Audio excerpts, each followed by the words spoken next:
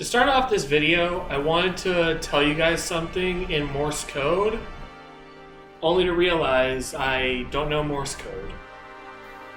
Hello and welcome back to the Cocktail Alchemist, and today we're doing the 3 dots and a dash, which is a lot similar to every tiki cocktail that I've seen before. I mean, look at all these ingredients. I even have some hidden behind here. Either way, I think it's going to be very delicious because I love most of the things that are going in there. So let's see what happens. Alright, so the first thing that we're going to do is our citrus. In this case, we are splitting the citrus base with a little bit of lime and orange, going back to that Miami Hurricane color. We're going to use half an ounce of lime juice,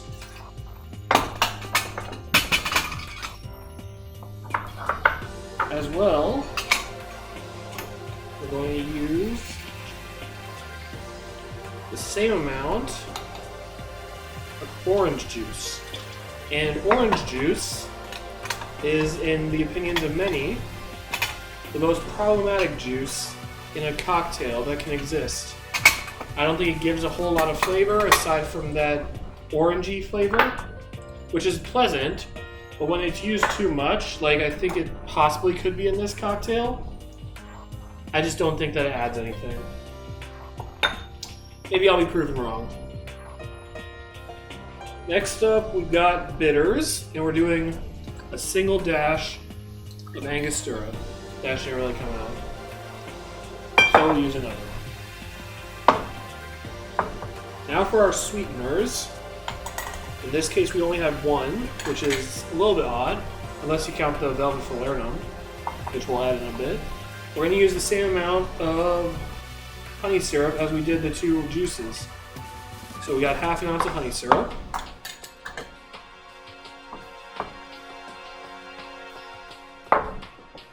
Next up, we've got what could also be considered a sweetener, and that is velvet falernum.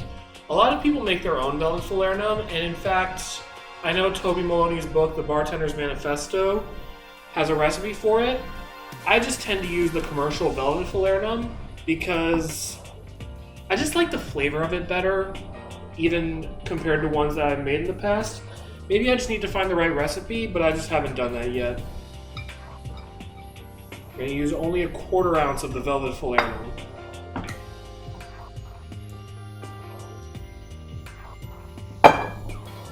Now we go to another liqueur.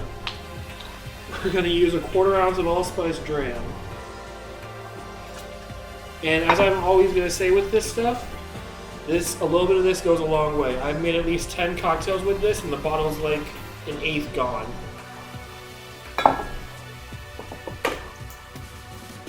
Now for the booze, well, the high proof brews. We're going to start off with half an ounce. So the book calls this blended aged rum. And what I will say I love about the Smuggler's Cove book is that it gives you an entire rum index based off different categories of them. Pusser's is my favorite in the category of blended aged rum, so we're going to use that. I'm going to throw half an ounce of that in there. And finally, and I do mean finally, there was a lot in this, we're going to use 1.5 ounces of rum agricole. Today we are using rum barbancourt.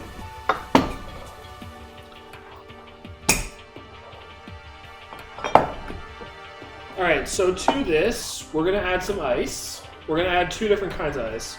First off, I have 5 agitator cubes here.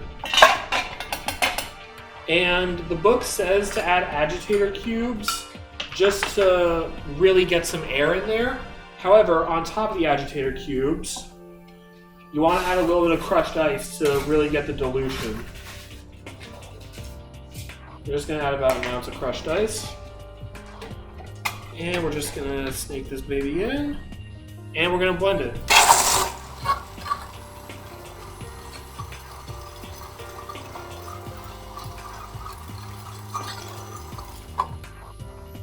You don't want to blend it too much.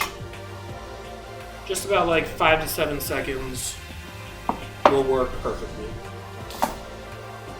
Alright, now we're going to strain this baby in there. Just look at that foam. Even without pineapple juice or egg white, that machine is so powerful that you're going to get foam from just about anything you whip. I friggin' love that. Now we're going to supplant all that with more crushed ice. And as I've stated in the past with crushed ice cocktails, pack it in there. I mean, really pack it in there. I actually think this is a perfect size glass I picked out for this. Beautiful. And now for garnish, this one gets a really cool garnish. It's called the 3 dots and a dash, which is Morse code for victory. So the garnish is 3 dots and a dash, 3 cherries, and a pineapple cube. Just kind of snake that in there. And there you guys go, the 3 dots and a dash. I'm very interested in tasting this to see if you really get all the complexities that really should be in there.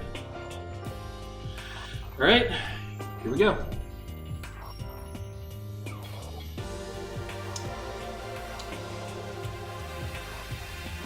Whoa. Wow. All right, let's talk through this because there's a lot to go over. First thing you get is that grassiness of the rum agricole. You also get a little bit of those barrel notes from the aged rum. You get that all-spicy flavor from the bitters and the dram.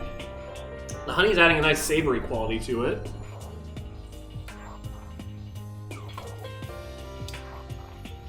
The falernum is really balancing that out. The lime is adding a sharpness, and the orange is adding color. I don't really know. Yeah, I don't really get the orange as much as I want to, because I do like the taste of orange. It's just that when you add it to so many other flavors, it can come off as a more delicate flavor when compared to something more pronounced like honey, lime, bitters, especially Angostura. You know, all things in the cocktail that it's fighting with. This is a pretty good cocktail though. Definitely recommend making this if you happen to have all the ingredients. Just remember that there's a laundry list of them to get. That'll do it for today. Make sure to like, comment, and subscribe. Cheers.